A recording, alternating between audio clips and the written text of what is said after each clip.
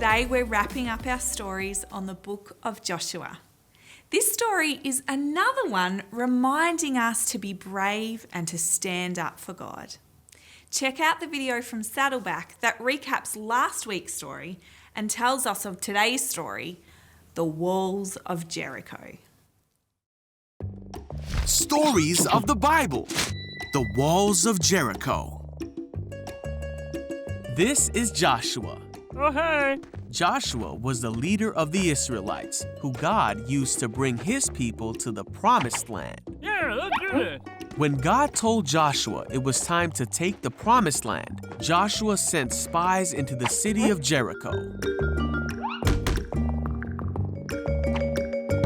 While those spies were in Jericho, Come on! they were protected by a woman named Rahab.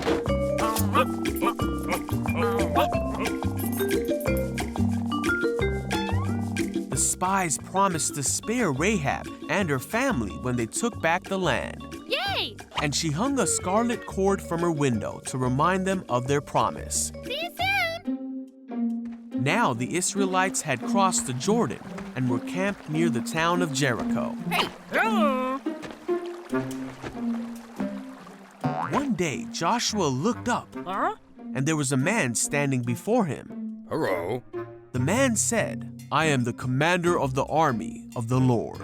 Joshua asked what the man wanted to tell him, and the Lord said he wanted Joshua to take the city of Jericho, All right. but that Joshua needed to follow his instructions exactly.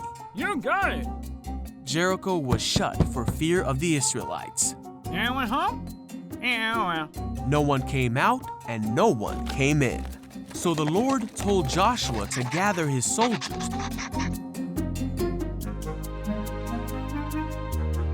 and march around the city for 6 days. Mark. The priests were to take the Ark of the Covenant, and 7 priests were to go in front of it, blowing a ram's horn. On the 7th day, they were to march around the city 7 times and blow the horn.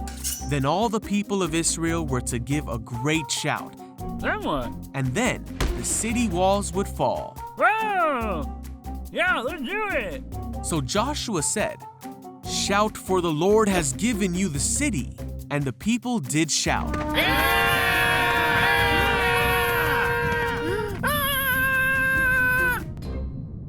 And the walls did fall.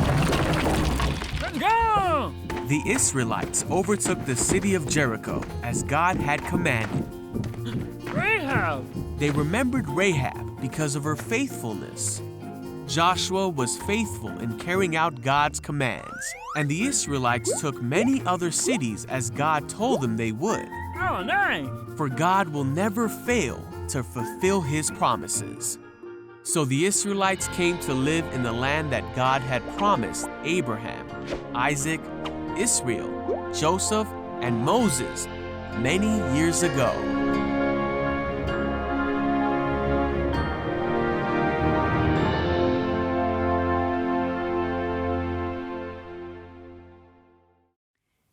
Isn't this the craziest story?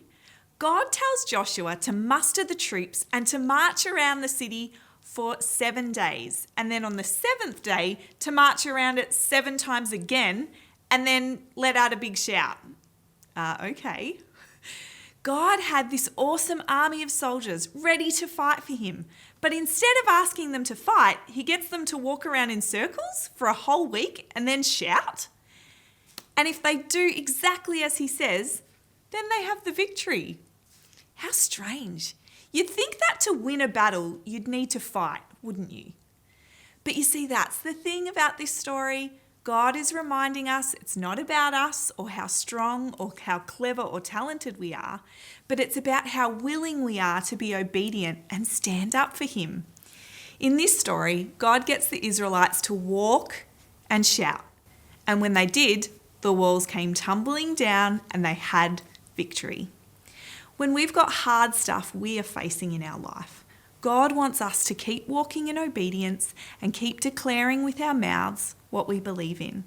And when we do that, God will fight the battle for us and we will have victory. I wonder if there's something really big that you're facing in your life this week. Is there something that seems impossible? This story reminds us that if we walk in obedience and declare who God is, then He will bring victory in our lives. On the website, we've got some questions to help you reflect on this story and some activity suggestions too, like maybe playing Jenga with your family or maybe building a walled city out of Lego blocks. I hope you enjoy reflecting on this story this week, guys. We'll catch you next week. Bye.